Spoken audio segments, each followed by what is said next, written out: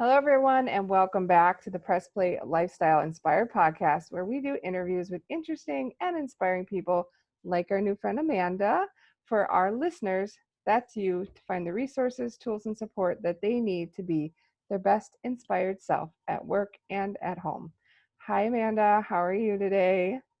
Hi, Jackie. I am doing well. Super excited to be here and share with your audience. So thanks for having me. Yeah, thanks for coming as well. We really appreciate it. So, if you wouldn't mind, would you introduce yourself to the audience and just tell them a little bit about you and what you do? Absolutely. So my name is Amanda Accioly. I'm a wife and mom. I've got two kids, and we live in Tampa, Florida. I was born and raised in Nebraska, and then I did go to school in San Diego, and I lived a year in Brazil. So I always mention this. I shouldn't say always. I like to mention this particularly on this podcast because we're looking for interesting people, but yet those that have a story and maybe a little bit inspiring. So the short story is that I ended up in Brazil and I fell in love, and my husband is Brazilian. So I also speak Portuguese. So that's just my fun fact. But I went to school. Right out of school, I joined the corporate financial world and thought that I was going to be a lifer and grow the corporate ladder. And it was going to be this big, beautiful, bold thing of, oh, Amanda's this corporate woman. She's the director, CEO, whatever. That was my dream as I was younger. And then I fell in love with a Brazilian who I feel really taught me how to love the right way. I will stereotype Brazilians that they've just got big hearts and they love big. And just priorities started to change. Then once I had children, and I was going through the grind as we do in a corporate job, and you're running the rat race of dropping off children and rushing was my whole life. I was just rushing. So I finally decided enough was enough and left behind a corporate finance job where I was earning six figures, but I didn't care. I was ready to leave it behind and build a more passionate, driven lifestyle that I wanted to fully feel and enjoy every aspect of that. So that was last summer was when I officially left corporate, and then 2 years ago was when I actually launched my business. So that's my kind of hurry up and tell your story, who I am. That's awesome. It's interesting to me that even though you don't think about it, you end up attracting people that are similar to you. One moment, so I don't cough in the mic. But very similar. My husband's in finance, but I was a software developer. And then life happens to you, Yep. and running the corporate world, doing that, making better figures than now. But then life, like, you get older, and I think we forget that sometimes your priorities might change, and it's good to slow down long enough to see if that might be true for you. And we've had two au pairs from Brazil, both, Awesome. I know, both which spoke Portuguese, and they were very, very lovely and loving young ladies. So Yes. I don't know if you are stereotyping or not, because I only know two people from Brazil, but they're both Yep. loving. So I think that's awesome. That's a good stereotype if you're going to have one, right?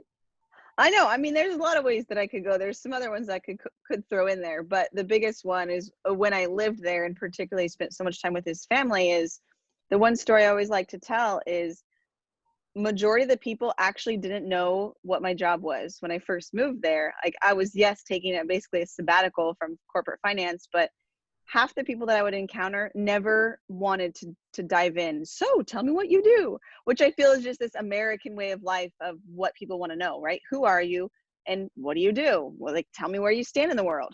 So that really stuck out to me, that they genuinely wanted to just know me as a person and just wanted to spend time. And it didn't matter if I cut the grass or worked in business or stayed at home. They didn't care. Yeah.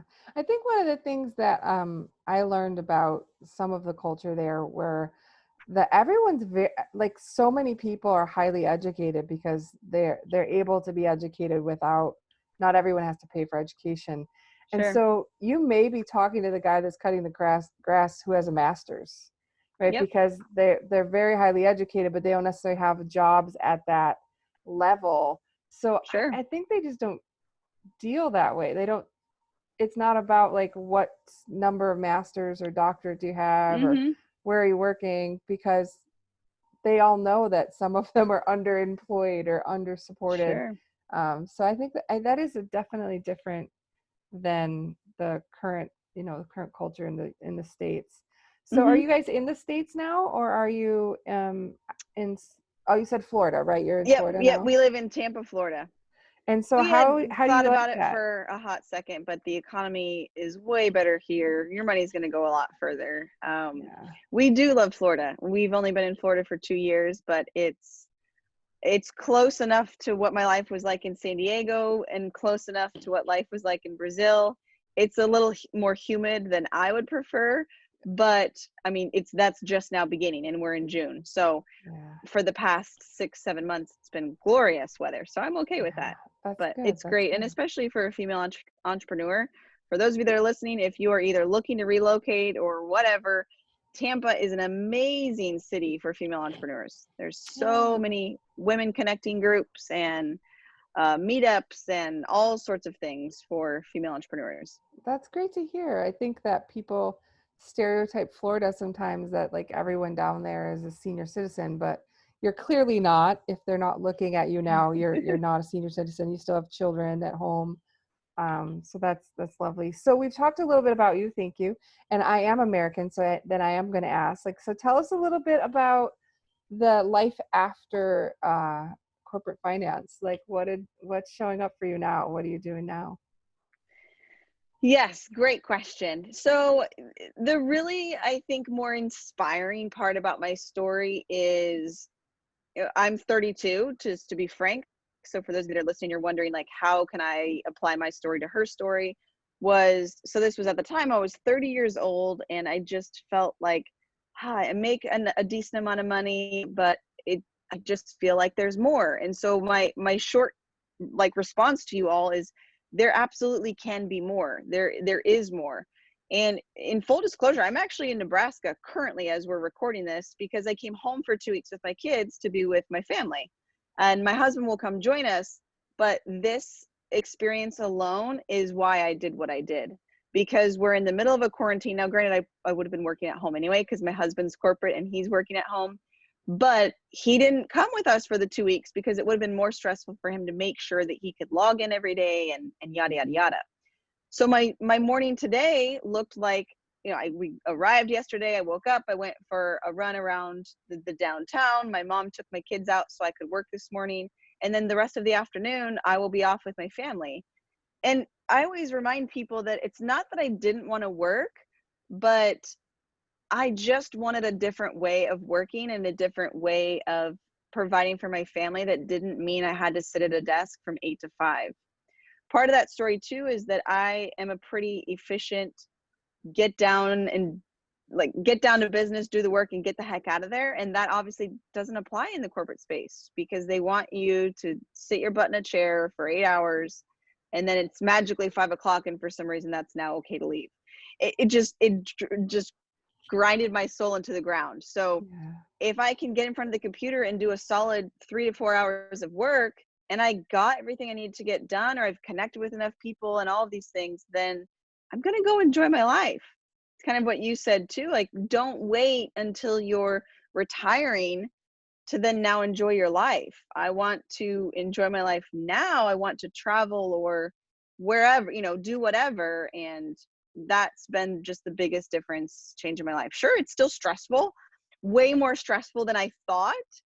Um, Not overly stressful, I would say, but just different stressors and um, just the ups and downs of clients or no clients, or shoot, now I got to scale, which means I really need to have a website that looks like I'm a professional. When I first started, I didn't care. And it just, as you go on, you have to really up level kind of everything. And that takes time, money, and energy. And it's just different. It's just different. The Yeah. amount of ownership though I have for what I do is second to none. And then therefore, because it's backed with passion, I can wake up and just be happy and ready to go for what I have to tackle. And then do things like this where I get to talk to new people and share my Yeah. story with the world, and it's lovely.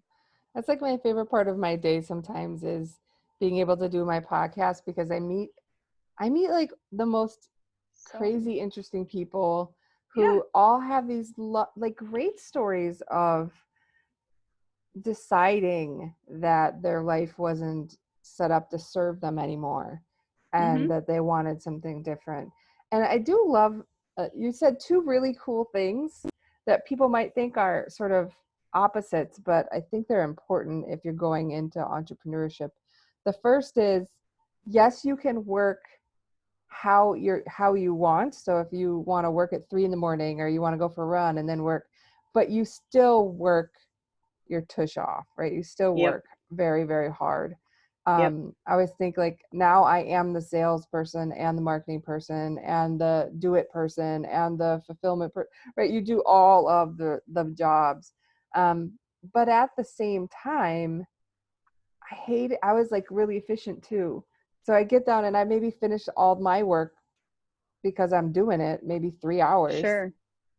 So it looked like we were extra, like good at our stuff, maybe better than other people at it, but we were just efficient. But you still Mhm. had to stay there.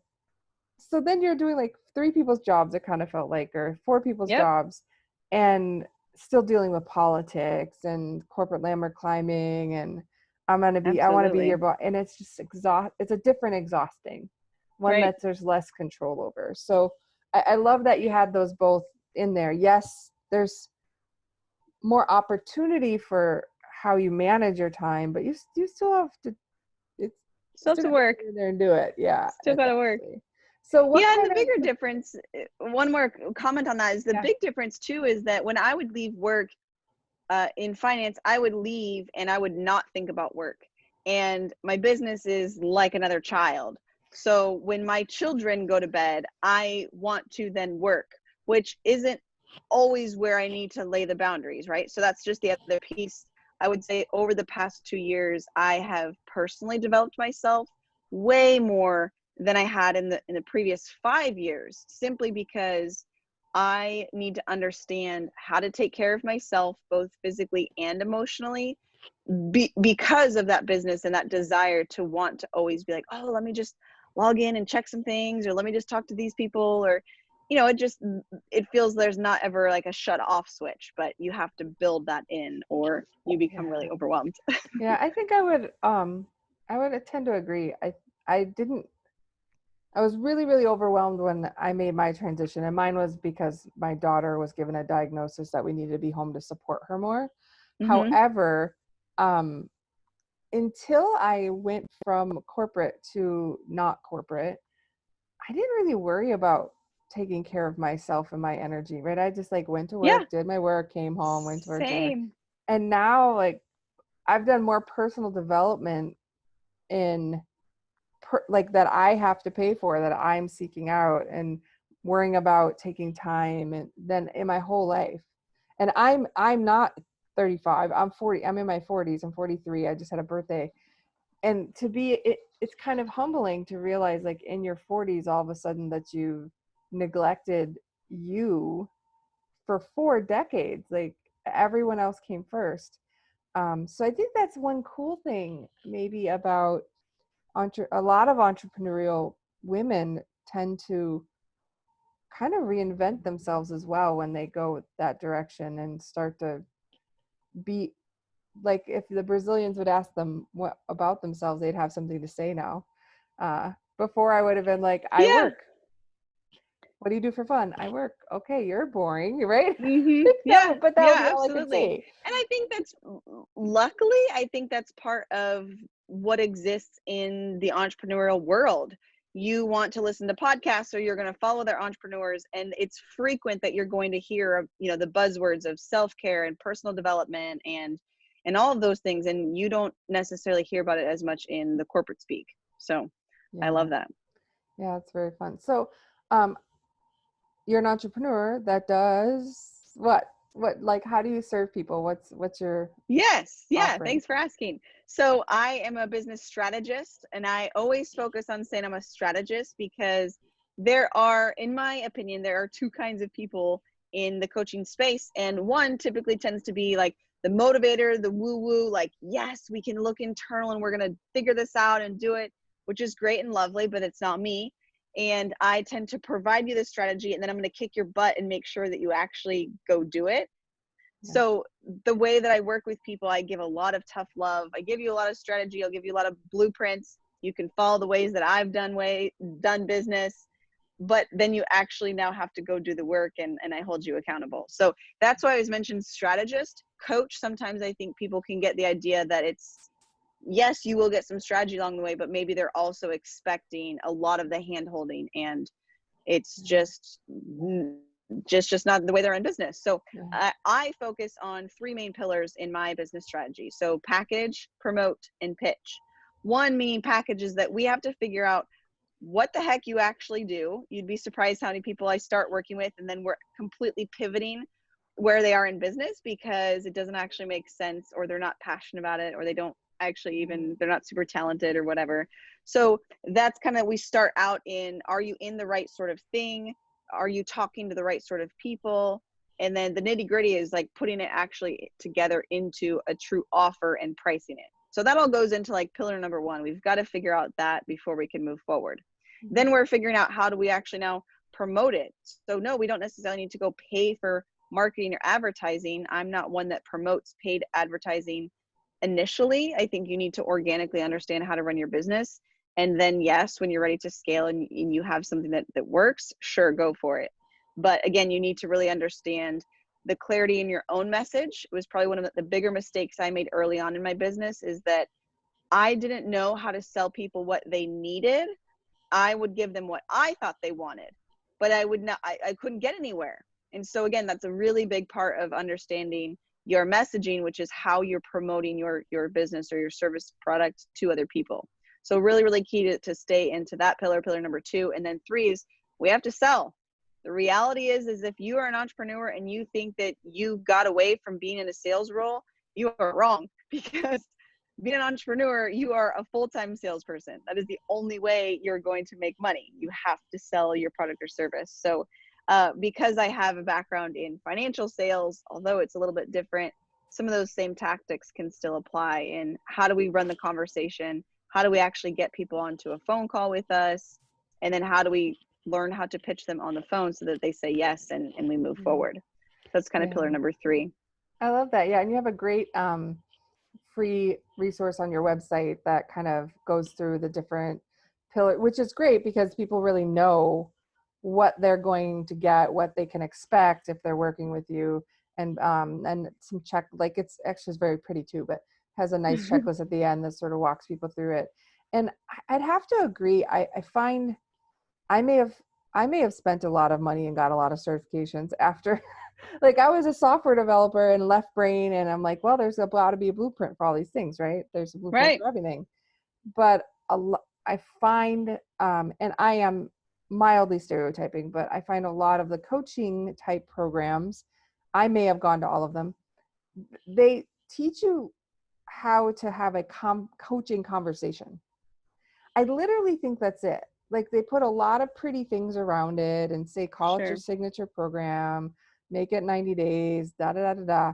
But what they don't seem to do well yet is tell those people who, if they're, a lot of people drawn to coaching are a little bit more on the humanity side, right? The, Sure. like we said, the woo side or the motivation. Yeah. Yep. So they're usually not that predisposition to know how to do sales and marketing and that kind of stuff. So I think Absolutely. we've like armed all these people with great questioning techniques, but no way to sell it. Like no way to, like if 800 people all go, I coach, I sell one-on-one talking time. How does anyone know which one of you 800 people to pick? Hmm.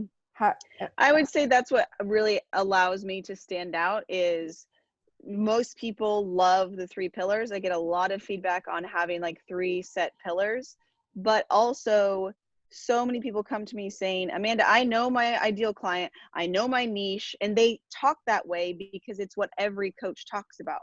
So no, I'm not that different in the fact that I do need to make sure that you understand that, but then I am going to make sure the bigger key where most people fail is that they don't know how to show up online. And if you're a virtual online entrepreneur, that's where you have to be. So, most people come to me and they're like, well, I can't find any friends. Well, or I can't find any clients. Well, they have 900 friends on Facebook. and they are posting on their business page that has 125 likes. Like, your visibility is pretty small. You know, the amount of people that are seeing you, or even you're spending all this effort on making content, and they just don't get it. They don't understand what visibility means, or how you get visibility. Or, you know, this morning I was talking with a client about becoming an expert in a virtual admin role. Just like, well, what do you mean expert? Like, there's 10,000 million virtual assistants nowadays. So like you were saying, how is one entrepreneur going to choose a virtual assistant?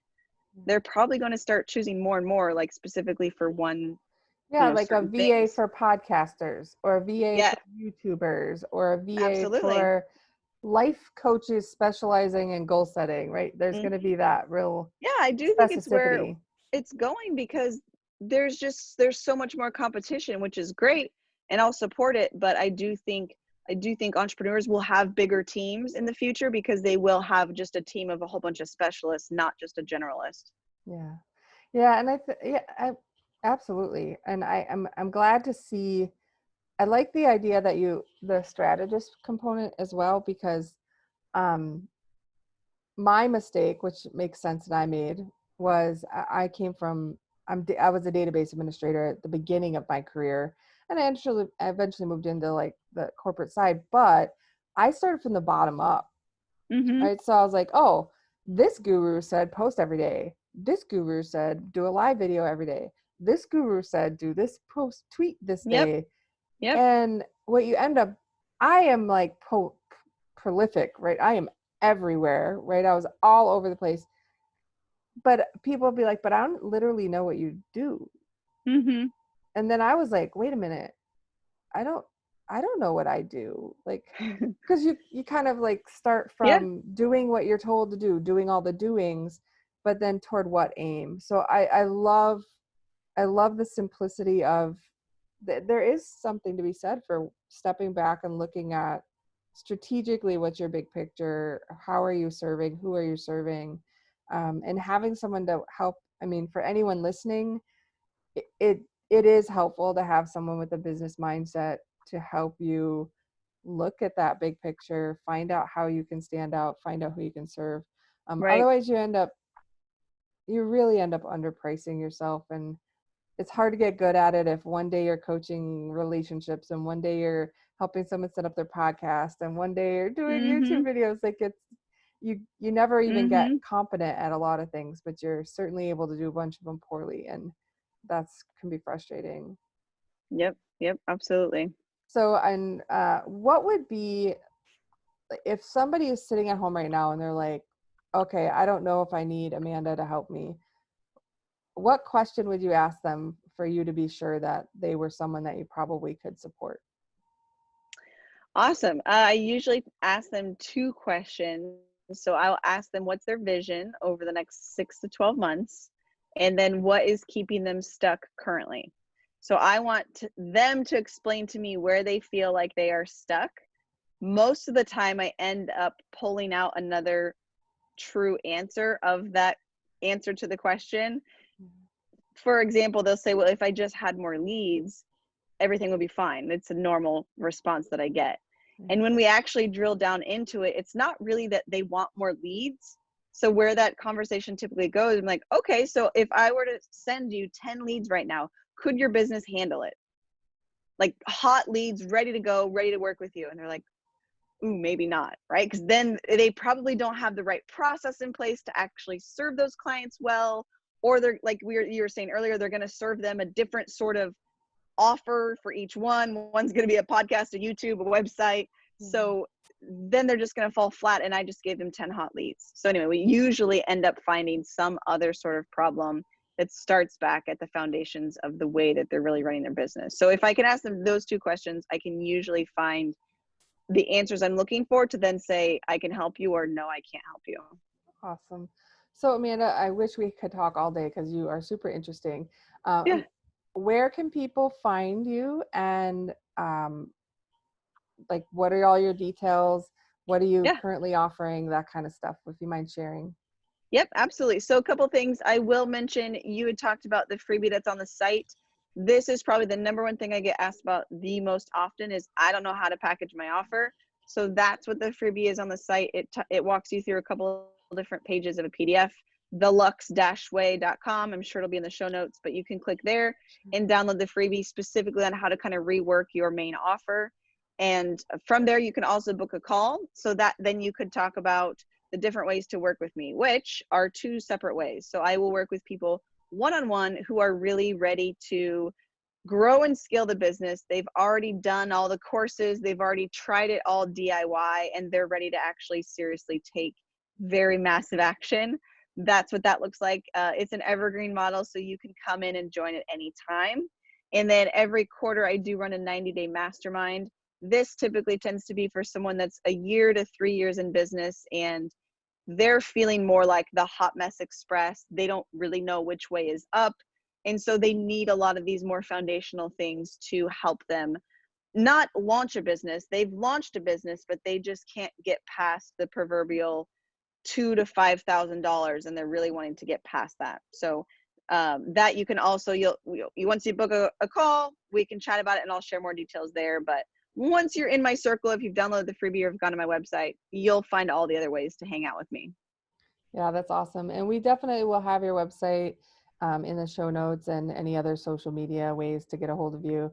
But thank you Awesome. so very much for taking time with us today. It was nice getting to know you, about your lovely family, and also about the business that you have. So thanks again, Amanda. I look forward to staying in touch. Thanks, Jackie. Have a good one. You too. Bye.